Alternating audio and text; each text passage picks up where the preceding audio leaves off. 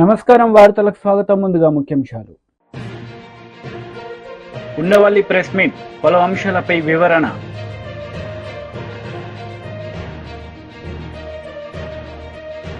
TDP leader Gorantla Butchaiah Chowdary press meet, పలు అంశాలపై వివరణ. ఉండవల్లి ప్రెస్ మీట్ నిర్వహించారు. ఈ సందర్భంగా పలు అంశాలపై ఆయన మాట్లాడారు. మాకు 3 లక్షల మెజార్టీ వస్తుంది, 30 లక్షల మెజార్టీ వస్తుందని. కానీ ఆయన ఒక మాట మాత్రం ఆఖరి ఫేజ్ ఎలక్షన్ జరగాల్సి ఉండగా ఒక మాట చెప్పాడు. అది ఆశ్చర్యం అన్నమాట. సాక్షాత్తు మనకు అవతార పురుషులు కూడా ఎవరు చెప్పలే ఆ మాట. ఆయన ఏమన్నాడంటే, నేను మామూలుగా అందరూ పుట్టినట్టు తల్లిదండ్రుల కలయిక వల్ల పుట్టినట్టుగా నాకు అనిపించట్లేదు. భగవంతుడు నన్ను వేరే పంపించాడు, ఏదో పని మీద ఇక్కడికి పంపించాడు. అందరినీ భగవంతుడు పని మీదే పంపిస్తాడు. ఆ మాట మనం అనుకోవడం కాదు, ప్రజలు అనాలి. ఈయన కారణ జన్ముడండి అని. ఎప్పుడైతే ఆయనే అనుకుంటున్నాడో దానికి ఒక జబ్బు కూడా ఉంది సైకాట్రీలో, మెగలోమానియా అంటారు. అంటే తనని దేవుడి కింద భావించుకునేటువంటి జబ్బు అది. అదేంటో చాలా విచిత్రంగా ఆయన అలా అంటాడు అనుకోలేదు. ఎందుకంటే ఆయన చాలా గొప్ప స్పీకర్. ఆయన ఇవాళ భారతదేశంలో ఆయన్ని మించి హిందీలో స్పీచ్ ఇవ్వగలిగినటువంటి మనిషి ఇంకోటి లేడు. అంత గొప్ప స్పీకర్. ఎందుకు రాంగ్ అంటే బహుశా అది దృష్టిలో పెట్టుకునే భగవత్ గారు ఆ మాట అని ఉంటాడు. అహంకారం అనేది తలకెక్కితే చాలా ప్రమాదంలో పడిపోతాం. మోడీ గారు కూడా ఇప్పుడు బాగా కంట్రోల్ అయ్యాడు. ఆయన ఒక్కళ్ళకిలో కానీ ఆయన బిహేవియర్ ఇది కానీ చూస్తున్నట్టయితే చాలా కంట్రోల్ అయ్యాడు. నాకు ఎప్పుడు కూడా బీజేపీ ప్రభుత్వం రావడానికి నేను ఎప్పుడు వ్యతిరేకం కాదు. ప్రతిపక్షం కూడా బలంగా ఉండాలి. ప్రతిపక్షం లేని డెమోక్రసీయే కాదు. ఇప్పుడు ప్రతిపక్షం ఆంధ్రప్రదేశ్లో 11 స్థానాలకు వచ్చేసింది. స్థానాలు 11 వచ్చినా 2019 ఎలక్షన్లో చంద్రబాబు నాయుడు గారికి ఎన్ని ఓట్లు వచ్చాయో అంతకన్నా 1-2 ఓట్లు ఎక్కువ వచ్చాయి జగన్కి. ఇప్పుడు స్థానాలు 11 వచ్చినా ప్రతిపక్ష పాత్ర మీరు నిర్వర్తించడంలో విఫలమైతే మాత్రం ప్రజాస్వామ్యానికి అర్థమే లేదు. మనం 14లో చూసాం. ఏడాదిన్నర ముందో జగన్మోహన్ రెడ్డి బాయ్కాట్ చేసి అసెంబ్లీని బయటకు వచ్చేసాడు. అసెంబ్లీకి ఆవిడ వెళ్ళడం మానిచ్చారు. అలాగే 19లో చూసాం, చంద్రబాబు నాయుడు గారు బాయ్కాట్ చేసి బయటకు వెళ్ళిపోయారు. అక్కడ కూడా అసెంబ్లీ ఏమీ జరగలేదు. ఇప్పుడన్నా కనీసం ఉన్నది 10 మంది అయినా అసెంబ్లీలో కరెక్ట్గా మీరు ఏం చేయాలి. ఎందుకంటే అత్యున్నత వేదిక అది. ఏం అడగాలనుకుంటున్నారో, ఏం చేయాలనుకుంటున్నారో చేయండి. అయిపోయింది. ఇప్పుడు అప్పుడు 23 వచ్చినప్పుడు మీరు చెప్పారు 23 స్థానాలు వచ్చాయి, ఇంక అయిపోయింది చంద్రబాబు నాయుడు చాప్టర్ క్లోజ్ అని. ఇవాళ ఏమైంది? మీకు 11 స్థానాలు వచ్చినప్పుడు వాళ్ళు అంటారు మీ చాప్టర్ క్లోజ్ అని. చాప్టర్లు ఏవి క్లోజ్ అవ్వవు. మీకు ఒక ఉదాహరణ చెప్తాను. ఇదేదో నేను ఊహించి చెప్తుంది కాదు. 1989లో ఇక్కడ సీనియర్లకు తెలిసి ఉంటుంది. 89లో ఫస్ట్ టైం ఎంజీ రామచంద్రన్ చచ్చిపోయిన తర్వాత ఎలక్షన్లు జరిగాయి. అంతకుముందు ఆ ఎంజీ రామచంద్రన్ గారి భార్య జయలలిత ఇద్దరు కూడా పార్టీ నాదంటే నాదని కొట్టుకున్నారు. 89 ఎలక్షన్లో క్లియర్గా 169 సీట్లు కరుణానిధి గారి పార్టీకి వచ్చాయి. 30 సీట్లు జయలలిత గారి పార్టీకి వచ్చింది. కరుణానిధి గారు సీఎం అయ్యాడు. నెక్స్ట్ 91లో రాజీవ్ గాంధీ గారు చచ్చిపోయిన తర్వాత అనుకుంటాను ఈ ఎల్టీటీఈకి కరుణానిధికి సంబంధాలు ఉన్నాయనే దీంతో కరుణానిధి ప్రభుత్వాన్ని రద్దు చేశారు. రద్దు చేసి మళ్ళీ ఎలక్షన్లు వచ్చాయి. మళ్ళీ ఎలక్షన్లు వస్తే జయలలితకి 225, కరుణానిధికి 7 సీట్లు. ఎక్కడ 169 తక్కువ 7కి పడిపోయాడు. రూలింగ్లోంచి అపోజిషన్లోకి, మిజరబుల్ అపోజిషన్.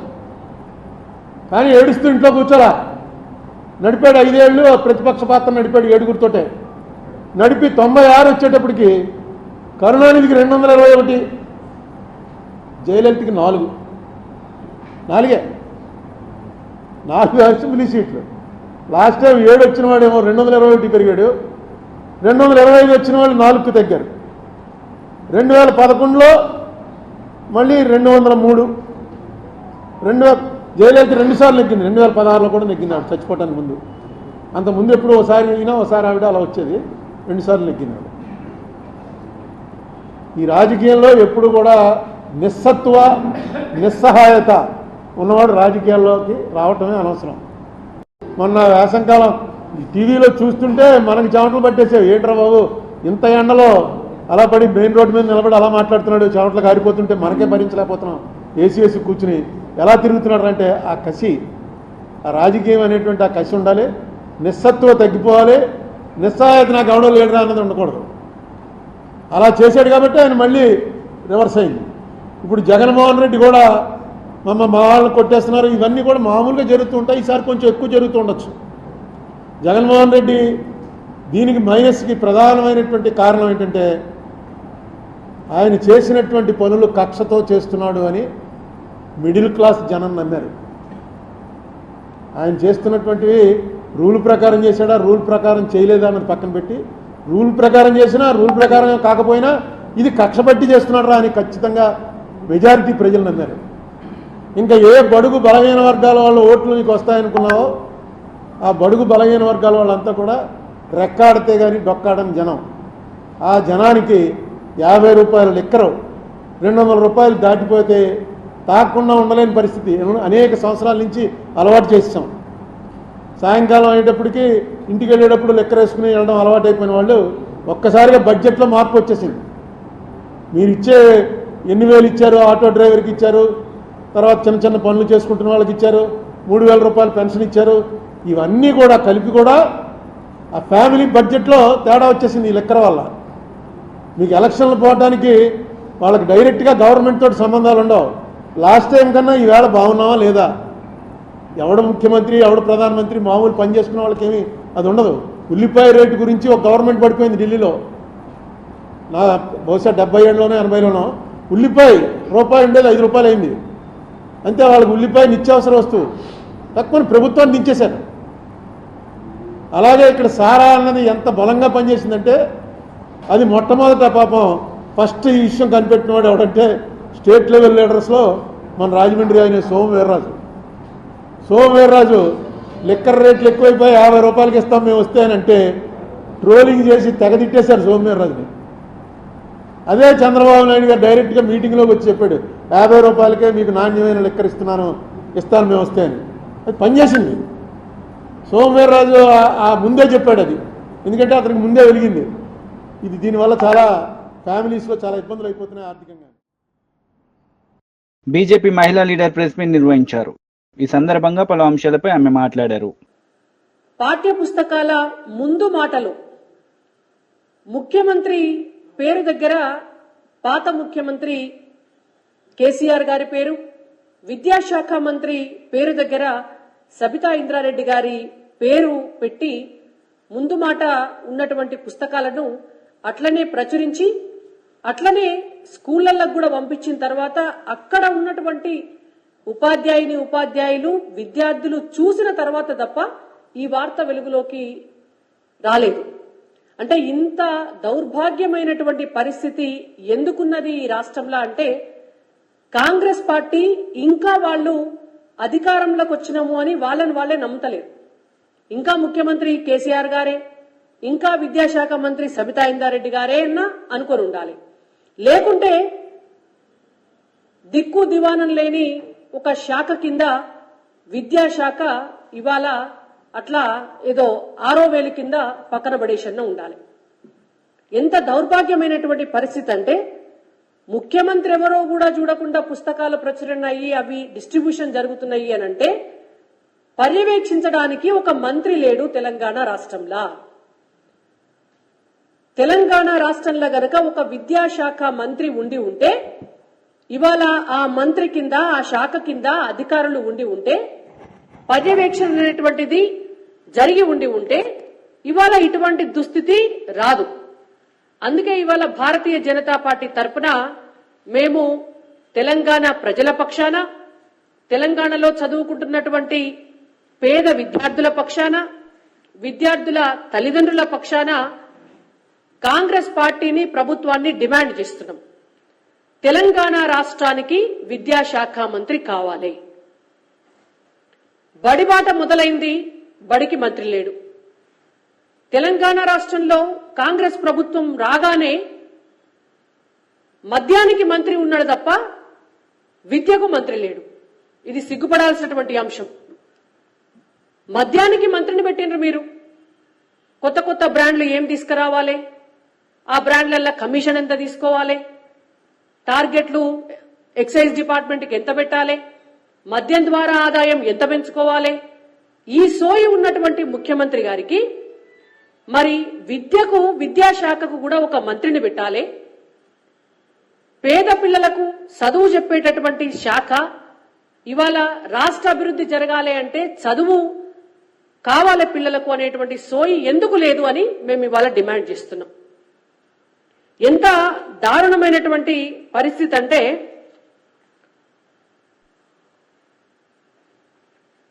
పర్యవేక్షణ లేని అనాథలాగా తెలంగాణ రాష్ట్రంలో ఇవాళ విద్యాశాఖ పరిస్థితి ఉన్నది.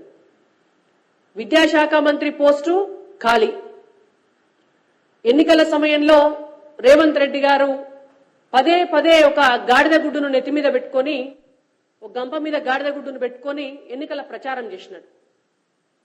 ఇవాళ వాళ్ళ ప్రభుత్వంలో కూడా గదే గాడిద గుడ్డు కనిపిస్తుంది మనకు. మీకు నేను పోస్టర్ రూపంలో చూపిస్తా. తెలంగాణ రాష్ట్రానికి విద్యాశాఖ మంత్రిని ఇచ్చిందా కాంగ్రెస్ ప్రభుత్వం అంటే గాడిద గుడ్డు ఇచ్చింది. తెలంగాణ రాష్ట్రానికి విద్యాశాఖ మంత్రి లేడు. ఆ విద్యాశాఖ బీఆర్ఎస్ లీడర్ మీడియా సమావేశం నిర్వహించారు. ఈ సందర్భంగా పలు అంశాలపై ఆయన మాట్లాడారు. చూసుకుంటే చాలా ప్రైవేట్ స్కూల్ మొత్తం ఈ రాష్ట్రంలో దాదాపు మెజార్టీ కార్పొరేట్ స్కూల్ అన్ని కూడా ఇవాళ ఒక్కొక్క విద్యార్థి పేరు మీద బుక్స్ కానీ, యూనిఫామ్ కానీ, షూస్ కానీ, బ్యాగ్ కానీ ఇలాంటివి కూడా కంపల్సరీ వాళ్ళ స్కూల్ యాజమాన్యం వాళ్ళు సూచించిన దగ్గరే కొనాలని చెప్పి వాళ్ళు వ్యాపారం చేస్తూ ఉంటే, వ్యాపారం చేయదని చెప్పి జీవో నంబర్ దాన్ని ఉన్నది, దాన్ని అమలు చేయాలని చెప్పి దాన్ని ఎంతవరకు ముఖ్యమంత్రి గారు రివ్యూ పెట్టకపోవడం వల్ల ఇవాళ ప్రైవేట్ లో చదువుతున్న విద్యార్థులందరి మీద వేల రూపాయల గల భారం ఇవాళ విద్యార్థుల మీద ఇవాళ పడతా ఉన్నది. దానికి ముఖ్యమంత్రి గారికి సమయం దొరకలేదు. కాబట్టి దయచేసి ఇవాళ ప్రభుత్వానికి ఈ రాష్ట్రంలో విద్యా వ్యవస్థను గాడిగా పెట్టాలన్నా పేదవాళ్ళకు నష్టం జరగద్దనే ఉద్దేశం కనుక ఉంటే ఇప్పటికైనా ముఖ్యమంత్రి గారు తననే రివ్యూ పెట్టాలి, లేకపోతే ఆ విద్యాశాఖ మంత్రి పదవి వేరే వాళ్ళకాన్ని ఇవ్వాలని చెప్పి ముఖ్యమంత్రి గారు డిమాండ్ ఇస్తూ ఉన్నాం. మీరు చేస్తున్న అనాలోచిత నిర్ణయం వల్ల, అసమర్థత వల్ల, సరిగా మీకు అవగాహన లేకపోవడం వల్ల ఇవాళ కోట్లాది రూపాయల భారం ఇవాళ ప్రజల మీద ఇవాళ పడతా ఉన్నది. ఒక్కొక్క విద్యార్థి మీద 15,000 నుంచి 30,000 రూపాయలు ఇవాళ ఈ ఫీజుల పేరు మీద, బుక్స్ పేరు మీద, షూస్ పేరు మీద, బ్యాగుల పేరు మీద, ఇతరత్ర ఐటమ్స్ పేరు మీద వసూలిస్తున్నారంటే ఒక్కొక్క విద్యార్థి మీద జరుగుతుంటే వీళ్ళు ఎంత మంది విద్యార్థులు నష్టపోతారో ఒకసారి ఆలోచన చేయాలని కోరుతా ఉన్నాం. అదేవిధంగా ప్రైవేట్ స్కూల్స్ అన్ని ఇవాళ ప్రైవేట్ విద్యా సంస్థలన్నీ కూడా తన సొంత సిలబస్ తయారు చేసుకొని వాళ్ళ ప్రింటింగ్ ఇవ్వడం వల్ల వీళ్ళ విద్యార్థులకు ఇవాళ భారం పడుతుంది. ఇవాళ విద్యార్థి ప్రభుత్వం ఏదైతే ప్రింట్ చేసిన బుక్స్ అయితే అదే ప్రైవేట్ స్కూల్స్ యాజమాన్యం పాటించాలని చెప్పి రూల్స్ నిబంధనలు ఉన్నప్పుడు కూడా ఇవాళ ఏ ప్రైవేట్ విద్యా సంస్థలు కూడా కార్పొరేట్ విద్యా సంస్థలు కూడా ఫాలో కాకపోవడం వల్ల అదే ఫీజులు రేట్ చేసి ఇవాళ విద్యార్థులు కూడా ఆర్థికపరమైన భారం మోపుతున్న విషయం ఇవాళ ముఖ్యమంత్రికి తెలిసినా కూడా చూసి చూడనట్టుగా వేడుకోవడం వల్ల ప్రైవేటు కళాశాలకు, ప్రైవేటు విద్యా సంస్థలకు లాభం చేకూర్చే పని ఇవాళ ముఖ్యమంత్రి గారు ఇవాళ పెట్టుకున్నది కాబట్టి ఆ పెట్టుకోవడానికి విద్యాశాఖ తన దగ్గర పెట్టుకున్నట్టుగా ఇవాళ రాష్ట్రం అందరూ ఇవాళ భావిస్తూ ఉన్నారు. కాబట్టి ఇప్పటికైనా ముఖ్యమంత్రి గారు మేల్కొని విద్యాశాఖ మీద ఇమ్మీడియట్ గా రివ్యూ చేయాలని చెప్పి ఏదైతే ఇంటర్మీడియట్ సర్టిఫికెట్స్ ప్రైవేట్ కళాశాలలు వాళ్ళ దగ్గర పెట్టుకున్నారో అది ఇమ్మీడియట్ గా ఇప్పించే విధంగా చర్యలు తీసుకోవాలని చెప్పి కోరుతా ఉన్నాను. అదేవిధంగా ముఖ్యమంత్రి గారు మార్పు రావాలి. చాలా ప్రైవేట్ కళాశాలలు ఇవాళ బీజేపీ సీట్ అన్ని లక్షలాది పిల్లలకు అమ్ముకుంటారని గతంలో దగ్గర పెట్టిన రేవంత్ రెడ్డి గారు ఇప్పటి వరకు ఇన్సెట్ మీద, ఇంజనీరింగ్ కళాశాల మీద ఒక్కరిని కూడా పెట్టలేదు. ఇప్పుడే అసలు కౌన్సిలింగ్ డేట్ రాదు. అప్లై ఏ కేటగిరీ సీట్లు అప్లై చేసముందే ఇవాళ బీ కేటగిరీ సీట్ల కోసం ప్రతి కళాశాల కూడా ఇవాళ ఇంజనీరింగ్ కాలేజ్ అందరూ విద్యార్థుల దగ్గర సర్టిఫికేట్ తీసుకుని ఇవాళ వాళ్ళ దగ్గర పెట్టుకుంటా ఉన్నారు. ఒక్కొక్క విద్యార్థుల దగ్గర 10 లక్షలు 12 లక్షలు ఇవాళ డొనేషన్ల పేరు మీద వీళ్ళందరూ ఇవాళ వేధింపులుగా గురి చేస్తా ఉంటే ముఖ్యమంత్రి చూసి చూడనట్టుగా ఉండడం వల్ల ఇవాళ 100 కోట్ల రూపాయలు ఇవాళ చేతులు మారుతా ఉన్నాయి. అక్రమంగా ప్రైవేటు ఇంజనీరింగ్ కళాశాల యాజమాన్యాలు సంపాదిస్తా ఉంటే ముఖ్యమంత్రి ఏం చేస్తున్నారని చెప్పి వాళ్ళు మేము ప్రశ్నిస్తా ఉన్నాం. ఇవాళ ఇలాంటి ఆర్థికపరమైన నేరం విద్యార్థుల మీద పడతాని ఆలోచన ఈ ముఖ్యమంత్రి ఏంటంటే ఇప్పటికే విజిలెన్స్ కమిటీ పెట్టి తనిఖీ చేయాల్సిన ముఖ్యమంత్రి గారు ఇవాళ మౌనంగా ఉన్నారంటే ఇవాళ ప్రైవేటు కళాశాల యాజమాన్యాల అసోసియేషన్ నుంచి ఇవాళ ఎంత ముడుపులు చెప్తారో గుర్తున్నాయి కాబట్టి ఇవాళ మౌనంగా ఉన్నారని చెప్పి ఇవాళ రాష్ట్రంలో ప్రత్యేక మేధావులందరూ కూడా ఆలోచన ఇస్తా ఉన్నారు. నిజంగా ముఖ్యమంత్రి అలాంటి ఆలోచన లేకపోతే తక్షణమే విద్యాశాఖ మీద, ఇంజనీరింగ్ కళాశాల కౌన్సిలింగ్ మీద రివ్యూ నిర్వహించి బీ కేటగిరీ సీట్లను కూడా ఇవాళ కౌన్సిల్ ద్వారా నిర్వహించే విధంగా ప్రభుత్వం చర్యలు తీసుకోవాలని చెప్పి రాష్ట్ర ప్రభుత్వాన్ని మేము డిమాండ్ ఇస్తున్నాం. ఒకవేళ రాష్ట్ర ప్రభుత్వం ఇంకా కార్యక్రమం ఇవ్వకుంటే బీఆర్ఎస్ విద్యార్థుల తరఫున ఖచ్చితంగా మేము పోరాటం చేస్తాం. పేద విద్యార్థుల పక్షాన బీఆర్ఎస్ విద్యార్థులు కొట్లాడుతుంది. పేదలకు న్యాయం జరిగే కోసం, పేదలకు విద్యా నాణ్యత, పేదలకు విద్యా ఆర్థిక భారం కాకుండా ఉండటానికి బీఆర్ఎస్ విద్యార్థి విభాగం కేసీఆర్ సూచన మేరకు ఖచ్చితంగా మేము పోరాటం చేస్తాం. విద్యార్థులకు పేద విద్యార్థులకు అండగా ఉంటామని చెప్పి ఈ సందర్భంగా మేము తెలియజేస్తాం. బీజేపీ లీడర్ మీడియా సమావేశం నిర్వహించారు. ఈ సందర్భంగా పలు అంశాలపై ఆయన మాట్లాడారు. తర్వాత పుస్తకాలను వాపసు తీసుకొని మళ్ళీ కొత్తగా ప్రింట్ చేసే ప్రయత్నం చేయడం ఇది చాలా బాధాకరం. ఇది రాష్ట్రం మీద పెను భారం మోపబోతుందన్న సంగతి నేను తెలియజేస్తా ఉన్నాను. ప్రభుత్వ ధనాన్ని దుర్వినియోగం చేసేటువంటి అధికారం మీకు లేదు. మరి 6 నెలల నుంచి బ్లూ ప్రింట్ ఇచ్చింది మీరు. మీ అధికార నిర్లక్ష్యం వల్ల అక్కడ కేసీఆర్ బొమ్మ వచ్చిందో, కేసీఆర్ పేరు వస్తుందో, మీరు పుస్తకాలను వాపసు తీసుకొని మళ్ళీ కొత్తగా ప్రింట్ చేయించాల్సినటువంటి అవసరం ఏమున్నదని చెప్పి ప్రశ్నిస్తున్నాం. ఒకవేళ మీరు ఆ పుస్తకాలని జరిగిన తప్పిదం వెనుక ఉన్నటువంటి అధికారులను బాధ్యులు చేయాలా, దాని మీద విచారణ జరిపించాలా తప్ప ఈరోజు జరిగిన దానికి పుస్తకాలన్నీ కూడా వాపసు తీసుకొని ప్రభుత్వం మీద పెనుభారం మోపడం ఇది మంచి పద్ధతి కాదు. ఏ పేజీ మీద అయితే మీరు కేసీఆర్ గారి పేరున్నదో, బొమ్మ ఉన్నదో దాని వెనకాల మీరు చూసినట్లయితే జాతీయ గీతం ఉన్నది, ప్లెడ్జ్ ఉన్నదని చెప్పేసి మాకు సమాచారం వచ్చింది. మరి అలాంటి ప్లెడ్జ్ను కానీ అలాంటి జాతీయ గీతాన్ని కూడా మీరు చింపడం అంటే ఇది దేశాన్ని అవమానపరచడమే, రాజ్యాంగాన్ని అవమానపరచడమే. కాబట్టి ఆ పుస్తకాలను యాజ్ ఇట్ ఈస్గా పంపిణీ చేసి జరిగిన తప్పిదానికి అధికారులు ఎవరైతే ఉన్నారో వాళ్ళని బాధ్యులు చేసి విచారణ జరిపించాలి తప్ప ఈ రకంగా పుస్తకాలను వాపసు తీసుకునే పద్ధతి మంచిది కాదు. ఇదే మన పక్క రాష్ట్రంలో పాత ముఖ్యమంత్రి గారి బొమ్మ ఉన్నా కూడా అక్కడ పుస్తకాలను యాజ్ ఇట్ ఈస్గా పంపిణీ చేసిన సంగతి కూడా నేను గుర్తు చేస్తా ఉన్నాను. మీరు ఈ రకంగా పర్సనల్గా వెళ్ళేసి ప్రభుత్వ ఖజానాకి భారం మోపడం భారతీయ జనతా పార్టీ ఖచ్చితంగా దీని మీద ఊరుకున్న సమస్య లేదని చెప్పి నేను తెలియజేస్తా ఉన్నాను. అదే మాదిరిగా 10 జిల్లాల్లో ఆశా వర్కర్లు పెద్ద ఎత్తున ఆందోళన చేస్తూ ఉన్నారు. వారి డిమాండ్ నెరవేర్చాలని చెప్పేసి వారు అడుగుతూ ఉన్నారు. మరి ఆశా వర్కర్లు గతంలో మీరు ఆశా వర్కర్లకు అయితే ఫీల్డ్ అసిస్టెంట్లకు అయితే గతంలో మీ మేనిఫెస్టోలో మీరు ఇచ్చిన హామీల మేరకు ఉద్యోగ భద్రత, వారికి మినిమం శాలరీస్ ఇస్తామని చెప్పేసి ఏదైతే ఒప్పుకున్నారో అది వెంటనే చేయాలని చెప్పి డిమాండ్ చేస్తూ ఈ రకంగా మీరు ఇష్టానుసారంగా మీరు నిర్ణయాలు తీసుకొని ప్రభుత్వ ఖజానాకి మీరు గండి కొట్టే ప్రయత్నం చేస్తే ఊరుకునే సమస్య లేదని చెప్పి మరొకసారి తెలియజేసుకుంటూ ధన్యవాదాలు తెలియజేస్తున్నాను. ఈ అధ్యక్షుల మార్పు జరగబోతుంది కామెంట్ ఏంటి? కొత్త అధ్యక్షుల రేసులో మీ మహేశ్వర రెడ్డి గారు ఏమైనా రేసులో ఉన్నారు? చూడండి, సమయము టెన్యూర్ అయిపోయిన తర్వాత అధ్యక్షులు మారడం అనేది అది ఏ పార్టీలో అయినా కూడా సహజంగా ఉండేటువంటి ఒక ప్రక్రియ మాత్రమే. ఆ ప్రక్రియలో భారతీయ జనతా పార్టీ నిర్ణయం తీసుకొని అక్కడ ఉన్నటువంటి ఎలిజిబుల్ ఉన్నటువంటి ఏ నాయకుడినైనా అధ్యక్ష పదవిలో పంపడం అనేది ప్రతిసారి జరిగేటువంటి ప్రక్రియలో భాగమే. ఎవరున్నా కూడా రేపు రాబోయేటువంటి భారతీయ జనతా పార్టీ ప్రభుత్వమే తెలంగాణ రాష్ట్రంలో రాబోతున్నది. తెలంగాణ రాష్ట్రంలో ఖచ్చితంగా రేపు వచ్చేటువంటి అధికారం భారతీయ జనతా పార్టీదే. ఈ 2 ప్రభుత్వాలు చేసినటువంటి అరాచకాలు, అవినీతి ప్రజలు కళ్ళారా చూశారు. కాబట్టి రేపు భారతీయ జనతా పార్టీ వాళ్ళకి న్యాయం జరుగుతున్న పూర్తి విశ్వాసంతో ప్రజలు మా వెంట ఉన్నారు.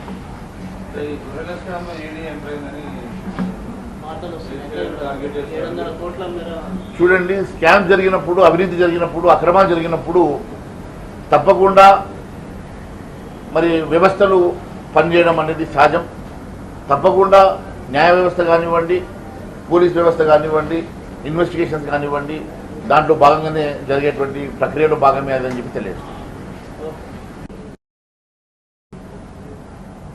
తెలంగాణ రాష్ట్రంలో ప్రభుత్వం ఏర్పడి 6 నెలలు గడిచినప్పటికీ ఇప్పటివరకు ఇచ్చినటువంటి హామీలు నెరవేర్చక 420 హామీలు నెరవేర్చని ఈ ప్రభుత్వం మీద, ముఖ్యమంత్రి గారి మీద 3 రోజుల క్రితమే నేను బహిరంగ లేఖ రాసిన సంగతి నేను గుర్తు చేస్తున్నా. మరి ఈరోజు ఇది ఆంధ్ర రాష్ట్రంలో గౌరవ ముఖ్యమంత్రి చంద్రబాబు నాయుడు గారు అధికారం వచ్చిన కొన్ని గంటల్లోనే 5 హామీలను నెరవేరుస్తూ సంతకం చేస్తే దాంట్లో సామాజిక వృద్ధాప్య పెన్షన్ల 2000 నుంచి 4000 రూపాయలకు పెంపు వారు ఇమీడియట్గా ఇంప్లిమెంట్ చేసే విధంగా సంతకం చేసిన సంగతి నేను గుర్తు చేస్తా ఉన్నాను. మరి అదే తెలంగాణ రాష్ట్రం టీడీపీ లీడర్ మీడియా సమావేశం నిర్వహించారు. ఈ సందర్భంగా పలు అంశాలపై ఆయన మాట్లాడారు. వాళ్ళందరి వాయిస్గా నేను ఉంటానని సవినయంగా మనవి చేస్తున్నాను. బాధితుల పక్షాన, కష్టాల్లో ఉన్న పక్షాన, ప్రజల పక్షాన నా కార్యాచరణ ఉంటుంది. అభివృద్ధి ధ్యేయంగా కార్యాచరణ తీసుకొని ప్రజల కోసం పోరాడతానని సవినయంగా మనవి చేస్తూ, మీడియా మిత్రులందరికీ నమస్కారం. మీరు చేసిన చెప్పాను ఇవాళ ఒకటి అర్హత ప్రాతిపదికగా, గతంలో కూడా తెలుగుదేశం హయాంలో మెరిట్ ప్రాతిపదికగా నిర్ణయాలు జరిగినాయి. ఈ ప్రభుత్వం అన్నింటినీ పక్కదారి పట్టించింది, తప్పుదారి పట్టించింది.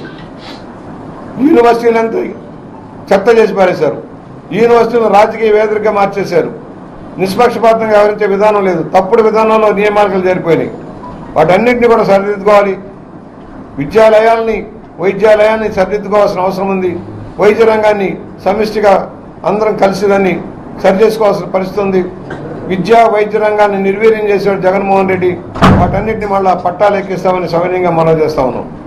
టీడీపీ నేతలు గతంలో ఇబ్బందులు పెట్టిన అధికారులపై ఎలాంటి తప్పకుండా వేటేస్తాం. వేటేకి తప్పదు.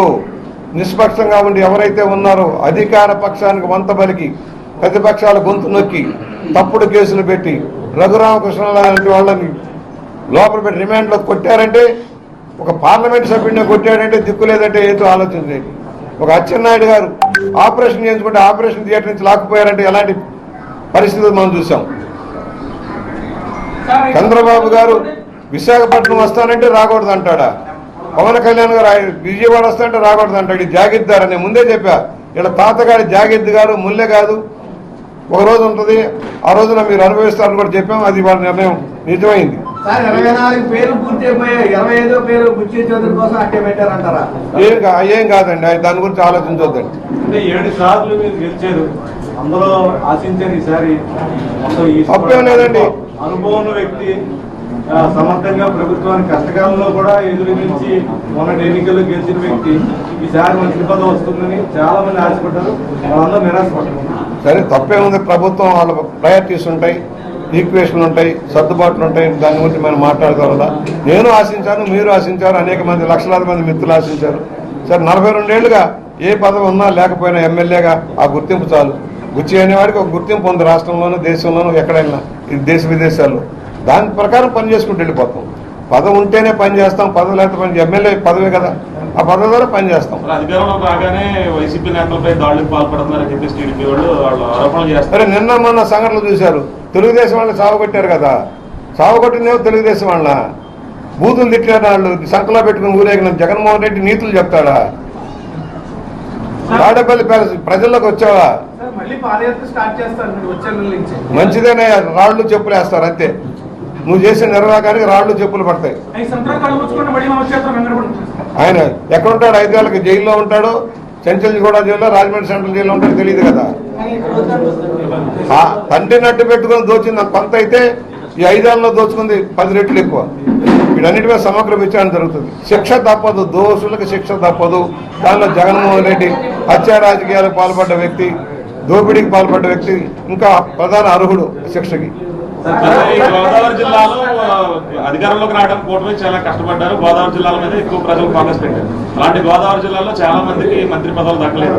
యువ నాయకులకు సంబంధించి సుభాష్ కానివచ్చు, లేదంటే కొత్తగా ఇప్పుడు దుర్గేష్ కానివచ్చు, అలాంటి వచ్చినట్టు. అంటే సీనియర్లకి మిత్రపక్షాల ధర్మం, మిత్ర ధర్మంలో సీట్లు సర్దుబాటు, మంత్రి పదవులు సర్దుబాటు.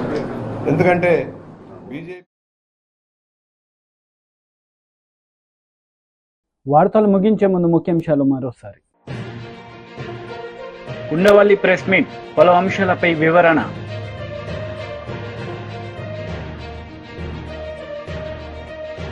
TDP leader Gorantla Butchaiah Chowdary press meet, పలు అంశాలపై వివరణ. ఈ వార్తలు ఇంతటితో సమాప్తం. తిరిగి ప్రసారమయ్యే వార్తల్లో మళ్ళీ కలుద్దాం. అంతవరకు సెలవు. నమస్తే.